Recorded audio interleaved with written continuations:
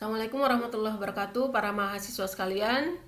Pada hari ini kita akan membahas bab 9 ya. Judulnya bagaimana pengaruh agama terhadap pengambilan keputusan konsumen. Oke, ini adalah target pembelajaran yang harus kita capai dari bab ini ya. Jadi kami harapkan mahasiswa sekalian mampu menjelaskan bagaimana pengaruh agama terhadap perilaku konsumen, khususnya dalam pengambilan keputusan pembelian. Oke, sebagaimana kita ketahui ya bahwa agama ini adalah kepercayaan akan keberadaan Tuhan. Walaupun banyak masyarakat ya atau individu personal yang tidak mempercayai Tuhan ya atau disebut dengan ateis, tapi sebagian besar penduduk di muka bumi ini mempercayai akan adanya Tuhan ya. Dan ini menjadi salah satu karakteristik yang sangat penting ya, yang sering menjadi pertimbangan bagi pelaku usaha dalam menyediakan barang atau jasa, khususnya pada momentum-momentum yang terkait dengan keagamaan. Adanya perintah dan aturan dalam setiap agama ya, ini ternyata mempengaruhi bagaimana pemilihan ataupun pembelian barang atau jasa ya oleh penganut agama tersebut. Oke, kita masuk kepada salah satu agama besar ya yang mayoritas dianut oleh masyarakat Indonesia, itu agama Islam.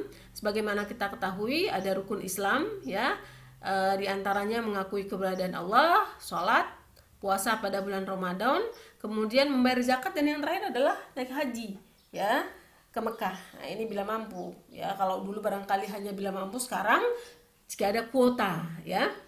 Oke, nah ini semuanya akan mempengaruhi bagaimana sikap, persepsi, gaya hidup maupun perilaku ya seorang muslim sebagai konsumen ketika dia membeli barang atau jasa. Oke, kita masuk pada yang pertama, yaitu sholat ya. Sholat ini dilaksanakan oleh kaum muslimin untuk yang fardu 5 kali sehari, terus ditambah dengan sholat-sholat sunnah lainnya.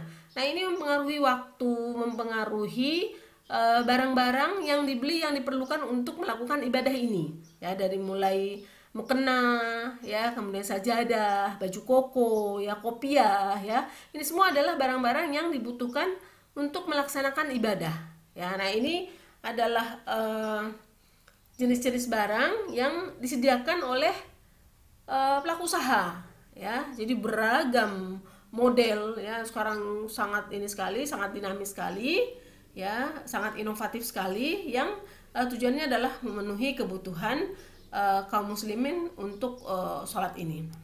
Kemudian yang kedua adalah puasa ya. Jadi puasa pada bulan Ramadan ya bagi kaum muslimin adalah sesuatu yang wajib ya, belum puasa-puasa sunnah lainnya ya. Jadi ada puasa Senin Kamis, puasa Daud dan sebagainya ya. Nah, ini menggeser waktu makan. Kalau biasanya makannya 3 kali sehari, ini hanya 2 kali saja ya. Tapi jangan beranggapan ya kalau untuk puasa karena digeser ataupun hanya 2 kali makan saja pengeluaran akan berkurang ya. Hasil survei menunjukkan justru pada saat bulan puasa pengeluaran kaum muslimin untuk makanan lebih besar ya, karena ternyata keinginan untuk mengkonsumsi makanan-makanan yang spesial itu muncul pada saat Ramadan ya. Nah, ini membuat perputaran ekonomi pada saat Ramadan itu sangat dinamis ya, sangat menguntungkan untuk pelaku usaha ya, khususnya yang menyediakan takjil ya. Jadi banyak makanan-makanan yang tidak ada di bulan lainnya justru ada di bulan Ramadan. Yang ketiga adalah zakat. Zakat ini ya ada yang wajib ya, ada yang sunnah ya. Nah, untuk yang wajib misalkan dibayarkan oleh kaum muslimin pada saat mau Idul Fitri ya, bisa dalam bentuk beras ya ataupun dalam bentuk uang ya. Nah, sehingga permintaan akan beras tinggi pada saat ini ya. Kemudian zakat harta ya yang harus dikeluarkan 2,5%, ini membuat pengeluaran dari bagian pendapatan konsumen muslim juga menjadi tinggi ya. Dan bukan hanya itu saja ya.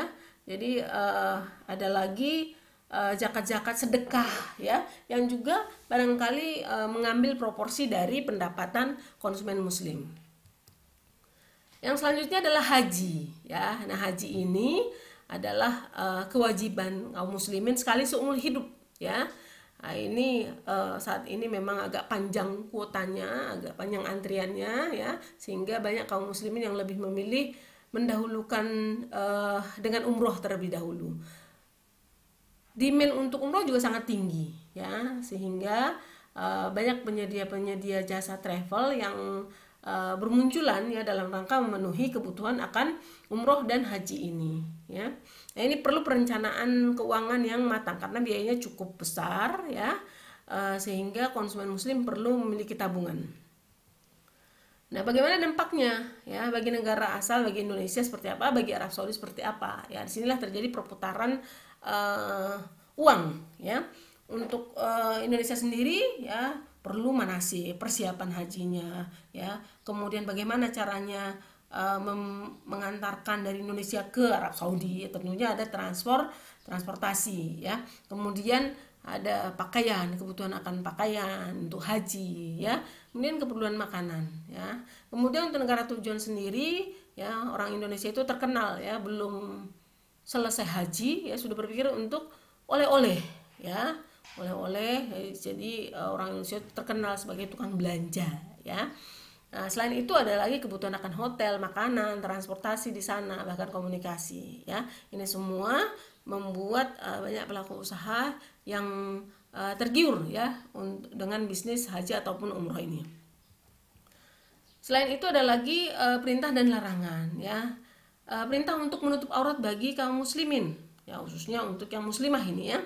Nah, ini membuat pengeluaran untuk kerudung, untuk hijab, ya, itu juga harus dikeluarkan dari bagian pendapatan konsumen muslim, ya. Jadi sekarang kalau kita lihat banyak muslimah yang sadar untuk mengenakan jilbab, ini ternyata membuat bisnis mode itu juga beralih, ya, beralih untuk menyediakan baju-baju muslimah, ya.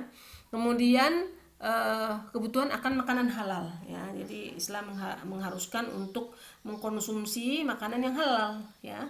Jadi kebutuhan akan produk-produk yang halal khususnya untuk makanan yang tidak mengandung babi, ya, ini menjadi tinggi, ya. Dan Indonesia sudah mulai mewajibkan, ya, supaya setiap produsen khususnya untuk makanan, ya, industri makan wajib mendaftarkan sertifikat halal MUI.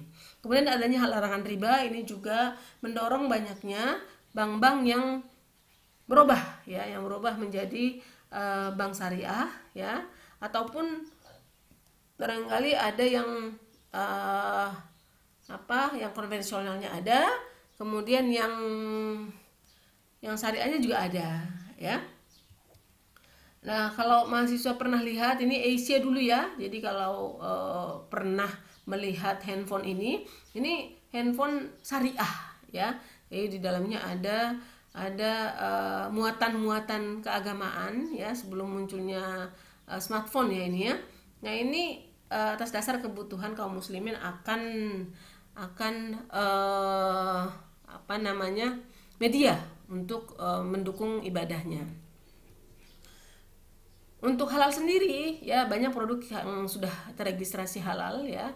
Bahkan Wardah sendiri saat ini adalah leader, ya, di bidang kosmetik ini karena salah satu unggulannya adalah bahwa dia certified, ya, dia sudah mendapatkan halal dari MUI untuk produk-produknya, ya.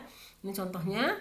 Kemudian bank-bank Islam juga sudah banyak, ya, Bank Muamalah, ya, Bank Syariah Mandiri, BNI Syariah, gitu, ya. Bahkan banyak bank-bank yang konvensional tadinya beralih menjadi bank syariah karena semakin tingginya kesadaran bagi kaum muslimin untuk tidak menggunakan bank yang menggunakan riba.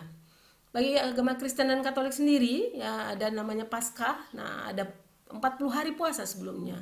Nah, ini tidak boleh mengkonsumsi daging, telur, ya, dan sebagainya, ya. Nah, ini membuat demand akan makanan ini menjadi berkurang, ya. Kemudian pada saat Natal juga ada kebutuhan untuk kado, ya. Jadi ada tradisi di kalangan umat Nasrani untuk saling bertukar kado, saling bertukar makanan, ya. Sehingga terjadi peningkatan konsumsi, ya, untuk makanan ataupun barang-barang yang digunakan untuk kado ini. Nah, untuk Buddha sendiri sebetulnya ada aturan untuk menjadi seorang vegetarian, tidak mengkonsumsi daging-dagingan ya, tapi memang tidak semuanya ya, masih ada juga yang tidak menjadi vegetarian ya, sehingga kebutuhan akan daging-dagingan ya menjadi rendah ya ketika seorang penganut agama Buddha memutuskan untuk menjadi seorang vegetarian. Nah, untuk Hindu sendiri ya, sebagaimana kita ketahui ini adalah larangan untuk makan daging ya, khususnya daging sapi nih, karena memang daging sapi termasuk salah satu hewan yang dianggap suci ya. Ini ada dalam kitab Parasara ya, Dharma Sastra ya. Jadi kalau Anda ke India, di sana Anda akan menemukan banyak sekali sapi dan itu tidak boleh diganggu, tidak boleh dikonsumsi ya. Ini ada aturan-aturannya dalam kitab suci agama Hindu ya. Kemudian dampak dari pelarangan untuk mengkonsumsi daging sapi ataupun daging babi ini membuat perusahaan-perusahaan ataupun industri ya makanan siap saji menjadi kurang diminati ya, sangat kurang. Misalkan di India itu hanya sedikit gerainya ya, hanya sedikit gerainya karena tidak membolehkan misalkan burger untuk diisi daging sapi ataupun daging babi, ini tidak boleh ya. Ini membuat bisnis ini menjadi kurang prospektif di sana. Oke, nah itu ya. Jadi banyak sekali sebetulnya ya event-event ataupun momen-momen hari besar dalam keagamaan yang berimplikasi terhadap barang atau jasa yang dibeli. Misalkan di Bali saja ya, di Bali kebutuhan akan janur kuning sangat tinggi karena digunakan setiap kali ibadah. Kebutuhan akan dupa juga ya tinggi ya, karena digunakan oleh penganut agama Buddha, Hindu untuk ibadah. Kemudian untuk agama Islam juga ada hari raya kurban ya. Pada saat hari raya kurban kebutuhan akan sapi, akan kambing itu sangat tinggi ya.